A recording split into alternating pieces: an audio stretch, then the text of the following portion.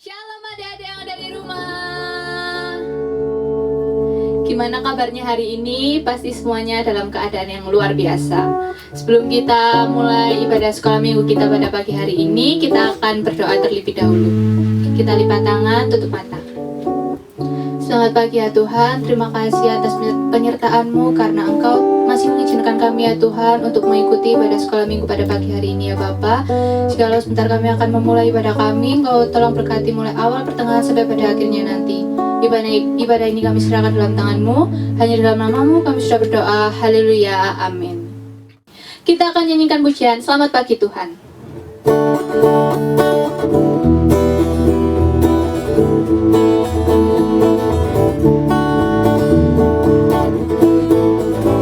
Selamat pagi Tuhan, tak lupa terima kasih. Tuhan telah pelihara kami setiap hari. Matahari bersinar, burung-burung bernyanyi, bertambah-tambah indahnya. Selamat pagi Tuhan.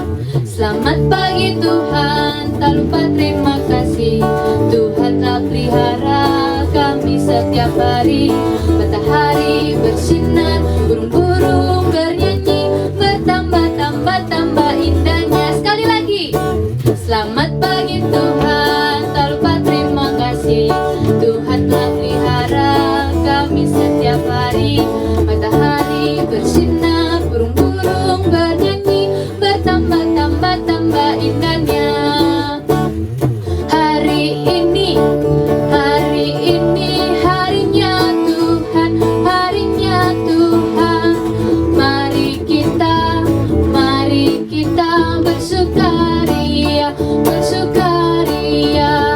Hari ini harinya Tuhan, mari kita bersukaria. Hari ini harinya Tuhan. Hari ini harinya Tuhan, harinya Tuhan. Mari kita bersukaria, bersukaria. Hari ini harinya Tuhan, mari kita bersukaria. Hari ini harinya Tuhan. Hari Senin, hari Selasa, harinya Tuhan, harinya Tuhan. Hari Rabu, hari Kamis, harinya Tuhan, harinya Tuhan. Hari Jumat, harinya Tuhan, hari Sabtu, harinya Tuhan. Hari Minggu, setiap hari harinya Tuhan. Sebentar lagi kita akan memberikan persembahan. Disiapkan kotak pensilnya yang buat taruh persembahan itu. Kita akan nyanyikan pujian King Kong badannya besar.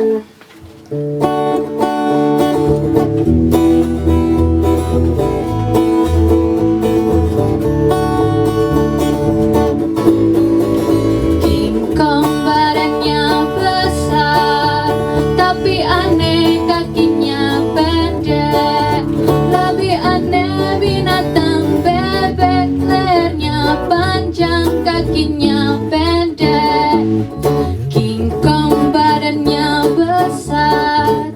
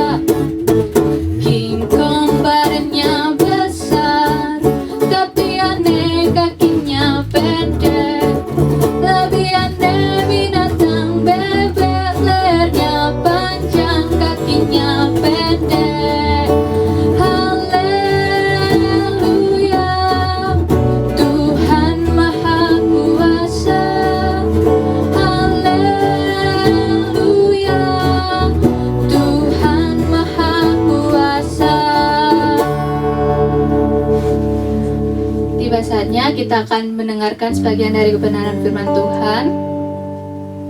Kita akan nyanyikan pujian syukur untuk setiap rencanamu.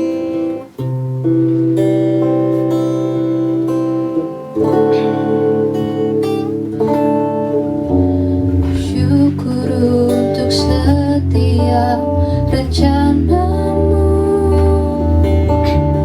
dan rancanganmu yang mulia. Dalam satu tubuh kami bersatu menjadi duta kerajaanmu. Ku ucapkan berkat atas Indonesia, biar kemuliaan Tuhan akan nyata bagi bangsa ini. Kami berdiri dan membawa doa kami kepadamu.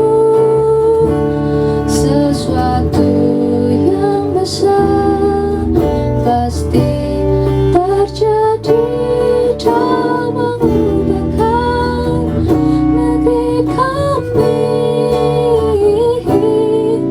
Hanya namamu Tuhan ditinggikan atas seluruh bumi.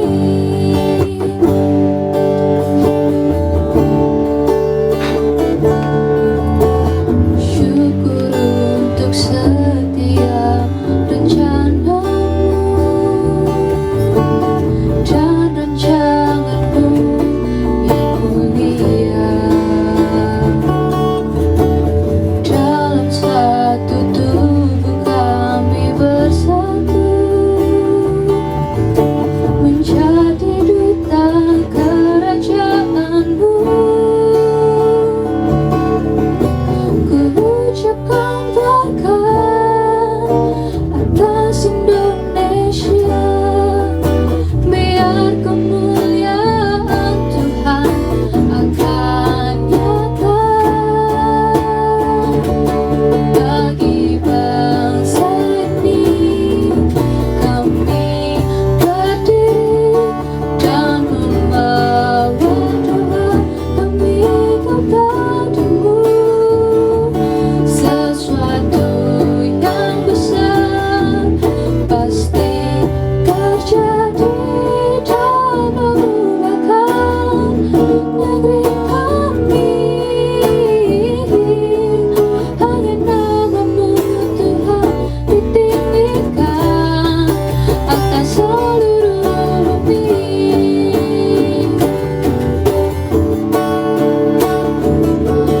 Bagi bangsa ini kami berdiri dan membawa doa kami kepadamu. Sesuatu yang besar pasti terjadi dan mengubahkan negeri kami. Hanya namamu Tuhan ditinggikan. Hanya namamu Tuhan ditinggikan. Hanya namamu Tuhan ditinggikan atas seluruh bumi.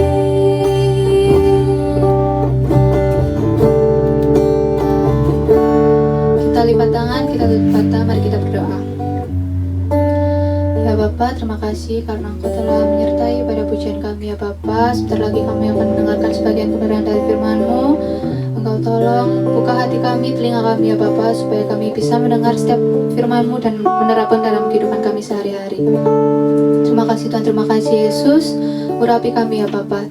Hanya dalam nama-Mu kami sudah berdoa. Haleluya. Amin. Selamat pagi anak-anak. Bagaimana kabar kalian di rumah? Tentunya dalam keadaan baik dan sehat ya. Tadi anak-anak sudah memuji Tuhan, sudah memberikan persembahan, dan tiba saatnya anak-anak akan mendengarkan kebenaran firman Tuhan. Nah, firman Tuhan di pagi hari ini diberikan judul mengucap syukur, gitu ya. Menurut kalian apa sih mengucap syukur itu? Iya, benar. Mengucap syukur itu berterima kasih, gitu ya. Berterima kasih kepada Tuhan karena apa?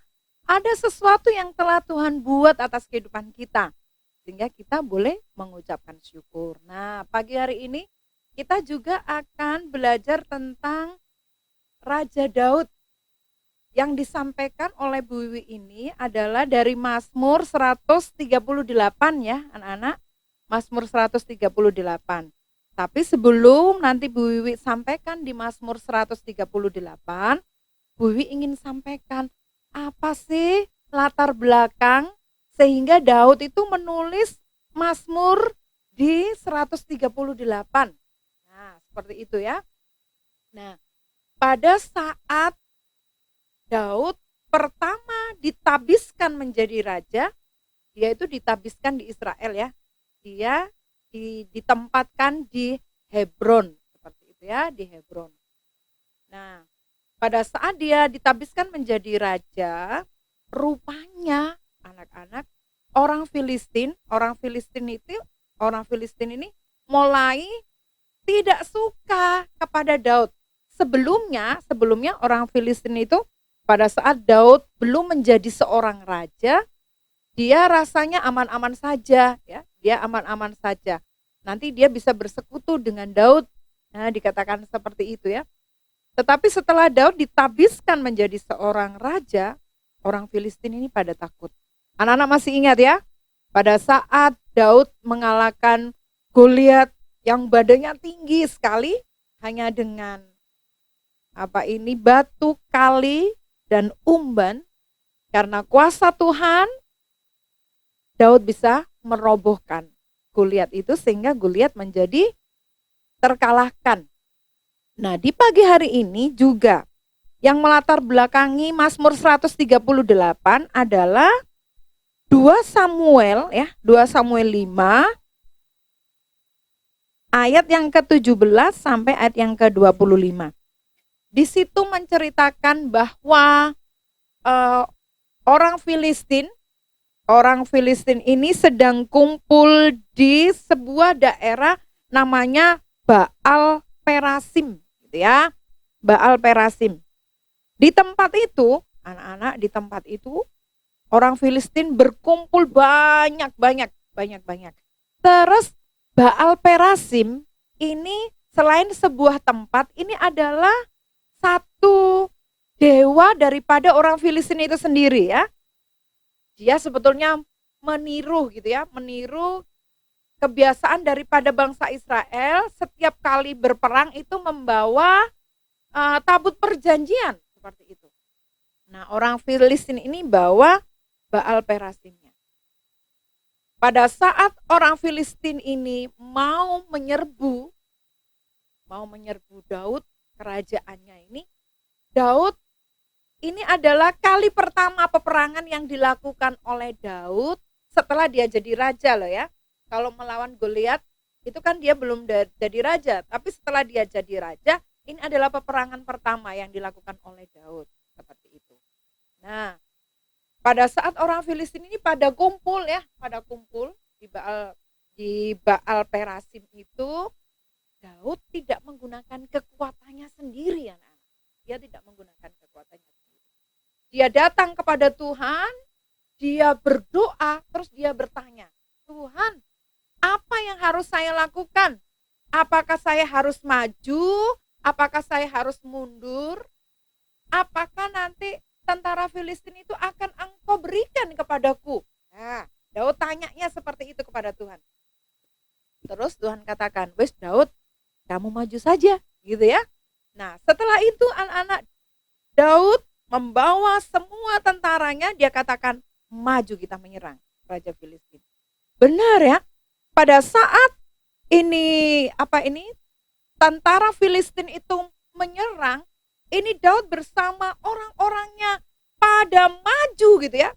Pada maju ikut berperang, pada maju ikut berperang, sehingga di situ Daud mengalami kemenangan gitu ya. Daud mengalami kemenangan pada saat dia mengalahkan orang Filistin.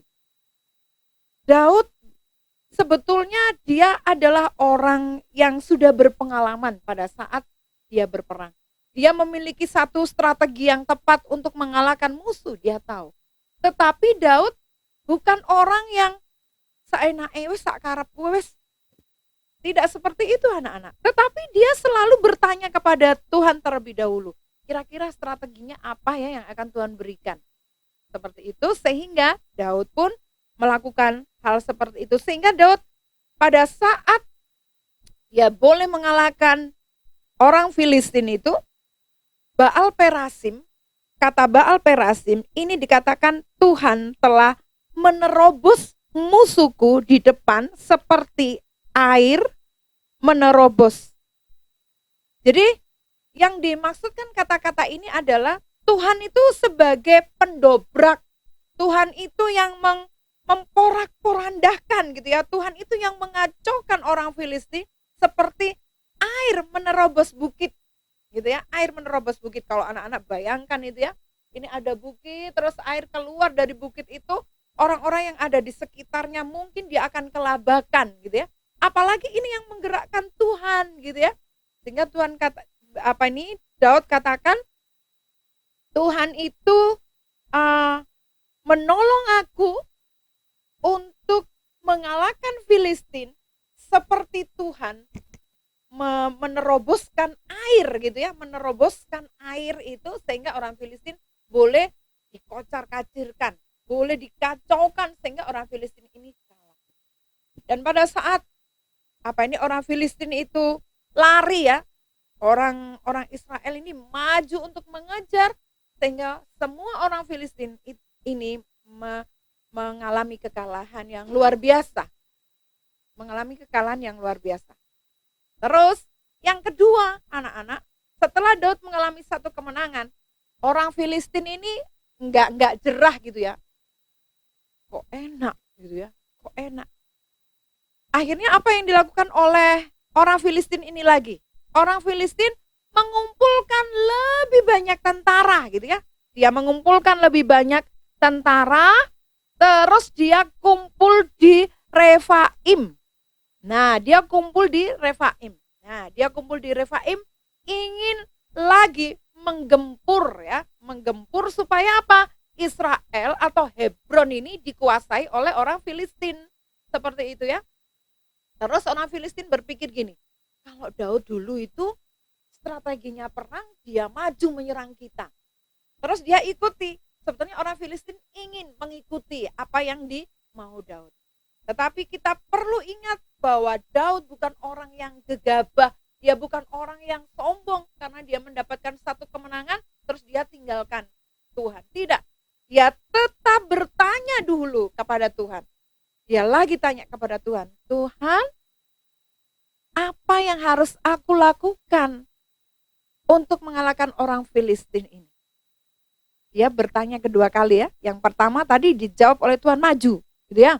Sekarang apa yang dilakukan oleh Tuhan? Jawaban Tuhan kepada Daud pada saat dia harus mengalahkan orang Filistin yang ada di Refaim. Tuhan katakan gini, kamu harus membuat lingkaran, melingkar gini ya. Kamu harus buat lingkaran, membuat lingkaran untuk menyerang dari belakang gitu ya, menyerang dari belakang dari arah pohon kertau.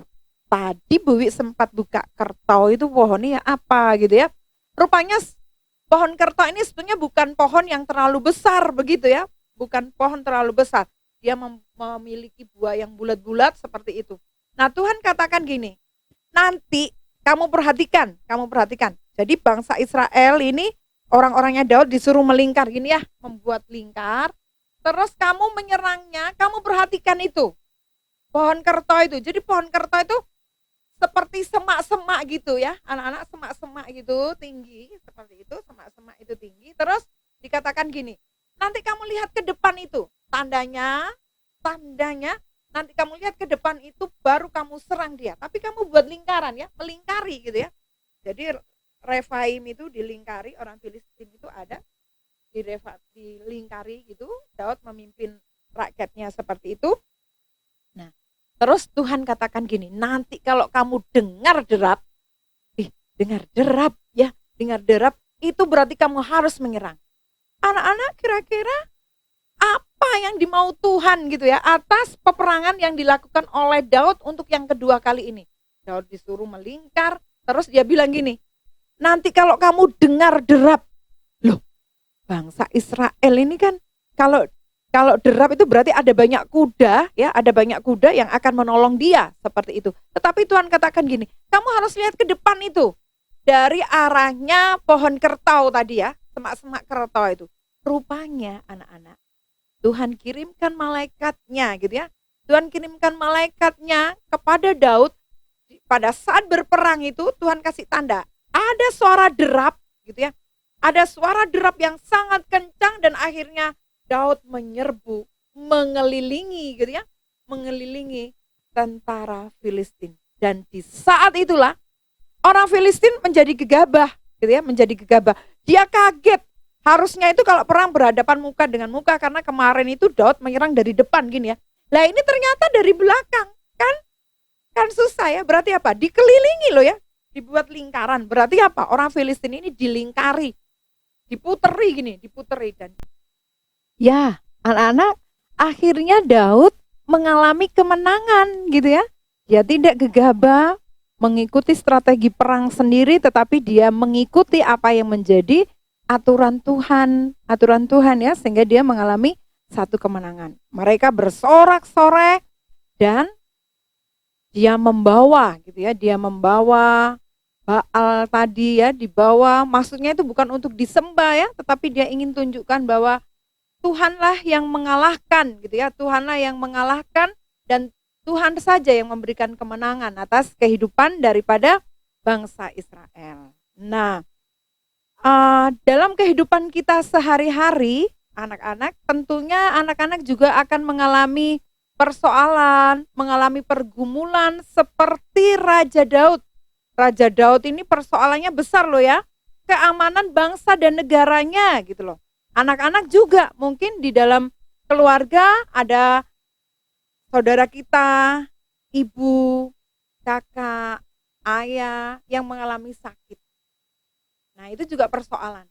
Apa yang harus kita lakukan? Apakah kita menggunakan pemikiran kita sendiri? Harus seperti ini, harus seperti ini. Enggak ya. Tetapi anak-anak boleh datang kepada Tuhan. Bertanya dulu kepada Tuhan. Bertanya dan Tuhan akan menjawab sesuai dengan aturan Tuhan. Sehingga apa yang menjadi doa kita dikabulkan dan itu menyukakan hati kita, juga menyukakan hati Tuhan. Tuhan suka orang seperti Daud, ya. Tuhan suka orang seperti Daud karena apa? Daud adalah orang yang mengandalkan Tuhan. Sehingga Tuhan suka cita dengan apa yang dilakukan oleh Daud dan Daud pun mendapatkan satu kemenangan. Dan kemenangan itu disambut oleh Daud, begitu juga dengan kita. Di saat Tuhan tolong kita, kita sambut pertolongan Tuhan itu dengan ucapan syukur kita. Nah, ayat emas kita dikatakan di dalam Mazmur 138 gitu ya, Mazmur 138. Mazmur 138 ayat yang pertama dikatakan gini. Aku hendak bersyukur kepadamu dengan segenap hatiku. Di hadapan para Allah, aku akan bermazmur bagimu. Saya ulang ya. Aku hendak bersyukur kepadamu dengan segenap hatiku. Di hadapan para Allah, aku akan bermazmur bagimu. Daud menyatakan ucapan syukurnya itu kepada Allah gitu ya, kepada Allah dan kepada Allah-Allah lain gitu ya. Kepada Allah-Allah lain. Dia ingin menyatakan bahwa Tuhanku itu loh yang sanggup untuk menolong. Tuhanku itu yang sanggup memberikan kemenangan kepada bangsa. Bahkan di saat ini anak-anak juga bisa mengucapkan syukur kepada Tuhan atas pertolongan-pertolongan yang telah Tuhan anugerahkan. Saya percaya anak-anak di rumah, meskipun anak-anak merasa, loh Bu, aku kan masih kecil. Tapi anak-anak pasti mempunyai persoalan apa? Tidak bisa belajar dengan baik, kerinduan untuk belajar, bertemu secara langsung bersama dengan teman-teman, ada pandemi. Seperti itu ya. Mungkin ada orang tua yang kena PHK, nggak bisa bekerja. Itu juga merupakan satu kesedihan buat kita. Atau mungkin ada anak-anak yang di luar sana mengalami kesulitan. Dia tidak bisa makan. Atau bencana gitu ya. Barusan tadi malam itu ada bencana ya. Mungkin saudara-saudara kita mengalami kesulitan, mengalami persoalan karena ada rumah yang roboh seperti itu ya. Ada yang kena tsunami, itu merupakan satu persoalan. Tetapi ingat, setiap persoalan kita, Tuhan adalah satu-satunya jawaban. Sehingga kita patut bersyukur untuk setiap pertolongan yang telah Tuhan anugerahkan. Mari di rumah, anak-anak jangan lupakan Tuhan dalam setiap persoalan. Karena Tuhan lebih besar dari persoalan kita. Dan jangan dikte Tuhan. Tuhan punya strategi. Tuhan punya cara untuk menolongin kita. Nggak perlu ya kita dikte Tuhan. Nah seperti itu. Itu cerita kita di minggu hari ini. Ingat ya hafalannya. Mazmur 138 ayat yang ke-1. Aku hendak bermazmur, aku hendak bersyukur kepada Tuhan. Nah mari kita akan berdoa. Kita akan mengakhiri ibadah kita di hari ini. Kita akan berdoa. Mari semua lipat tangan, tutup mata, kita akan berdoa. Bapa dalam surga, mengucap syukur untuk pagi hari ini.